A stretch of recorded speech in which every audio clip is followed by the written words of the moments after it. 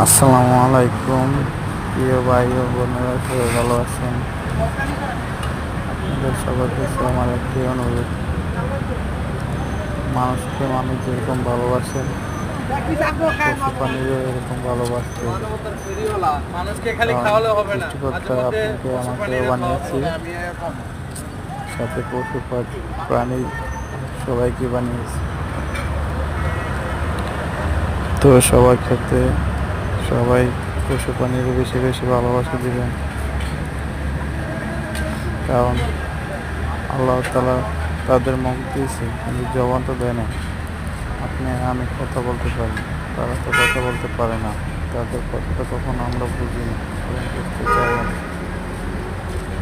তো কেউ তাদের মাইন্ড করবেন না, খাবার দিবেন, ভালোবাসা দিবেন। ধন্যবাদ।